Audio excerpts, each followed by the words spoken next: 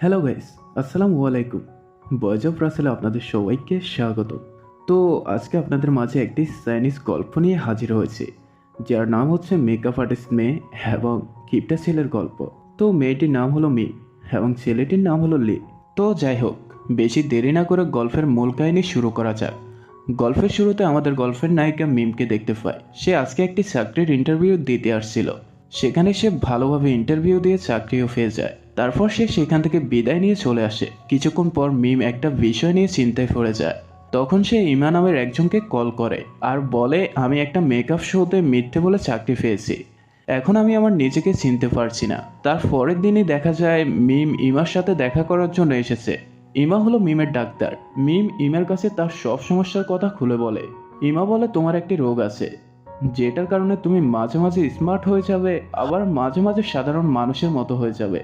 ইমা আবার বলে, যাই হোক, তোমার কাজে কোনো সমস্যা হবে না, কারণ তুমি তো ফাউন্ডেশন বানাতে পারো। তাহলে তুমি ফাউন্ডেশনের জন্য কাজ করতে শুরু করো। ইমার কথা মতো মিম তার সাধ্যমতো কাজ করার চেষ্টা করে।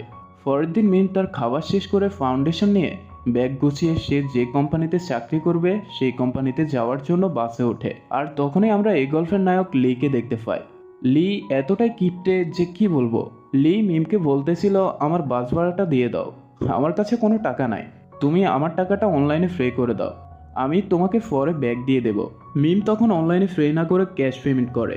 তখনই লি চিৎকার করে উঠল আর বলল, তোমাকে না অনলাইনে পেমেন্ট করতে বললাম, তুমি কেন ক্যাশ পেমেন্ট করতে গেলে? তখন মিম বলে, ক্যাশ টাকা দেওয়ায় সমস্যা কি? তখন বাস থেকে একটা লোক উঠে বলে, ক্যাশ টাকায় 200 আর অনলাইনে 100 টাকা দিতে হয়। তখনই লি তার কোম্পানিতে চলে যায়। এই কোম্পানিতে আসার পর একজন লোক এসে বলে, আমি সব কিছুই ট্রাই করে ফেলেছি, তবুও পিম্পল দূর করার জন্য কোনো ফাউন্ডেশন তৈরি করতে পারিনি। তখন লি বলে, যত টাকাই লাগুক, আমার একজন মেকআপ আর্টিস্ট লাগবে। তখন ম্যানেজার বলে, স্যার, আমার কাছে 3জন লোক আছে। লি বলে, আমি একজন আছি, আর 2জন হলেই চলবে। তারপর লি তার রুমে গিয়ে রেডি হতে থাকে। লি যখন কম্পিটিশনের জন্য রেডি হয়ে সবার সামনে আসে, তখন সবাই অবাক হয়ে তার দিকে তাকিয়ে থাকে। সবাই তাকে প্রশ্ন করে, সে এইরকম ফাউন্ডেশন চাচ্ছে কেন? লি বলে, আমি ছোটবেলায় খেলার সময় একজনকে আঘাত করেছিলাম, তারপর থেকে আমি এরকম ফাউন্ডেশন চাচ্ছি। অন্যদিকে মিম তার ফাউন্ডেশন দিয়ে একজন মডেলকে সাজিয়ে পিম্পল দাগ সব দূর করে দেয়। আর পিম্পল দাগ দূর হওয়া দেখে সবাই তার দিকে অবাক হয়ে তাকিয়ে থাকে। তারপর সবাই তাকে বলে, কাল থেকে সে জয়েন করতে পারবে। তখন মিম ইমাকে গিয়ে থ্যাংক ইউ বলে আর বলে, তোমার জন্য আমি ফেরেছি।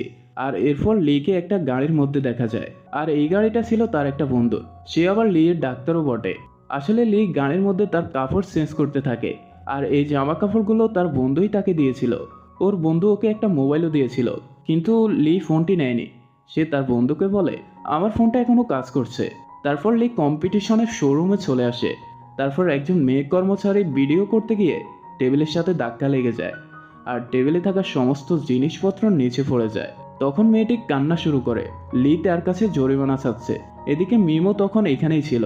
সে লিকে দেখে বলে, তোমার সাথেই তো আমার বাসে দেখা হয়েছিল, তাই না? কিন্তু লি বেশি কথা না বাড়িয়ে তাদের কাছে শুধু জরিমানা চায়। তখন মিম বলে, এগুলো তো খালি বোতল, তাহলে এগুলোর জন্য টাকা দিতে হবে কেন? লি বলে, খালি তো কি হয়েছে, এগুলোর অনেক দাম। এ বলে সে এখান থেকে চলে যায়। তার এমন আচরণ দেখে মিম বলে, আসলেই তো এই ছেলে অনেক কিপটে। তারপর মিম এখানে একটা ফেরেক দেখতে পায়, যেটা মিম ইন্টারভিউ দেওয়ার সময় সে পেয়েছিল। এজন্য মিম ভাবে হয়তো তার জন্য এমনটা হয়েছে, তাই সে লিয়ের সাথে আবার দেখা করতে যায়। মিম তখন লিকে বলে, আমি তোমাকে সব টাকা পেমেন্ট করে দেব। লি বলে, তোমার কি মনে হয় তুমি এতগুলো টাকা শোধ করতে পারবে? মিম বলে, চেষ্টা করব। এটা বলে সে দৌড়ে জুস আনতে যায়। তখনই একটা লোকের সাথে ধাক্কা লেগে জুসটা ওই লোকের গায়ে পড়ে যায়। এই জন্য লোকটাও ওইখান থেকে খাবার নিয়ে মিমের গায়ে ফেলতে যায়। আর তখনই মিমের সামনে লি চলে আসে, আর তার গায়ে সব খাবার লেগে যায়।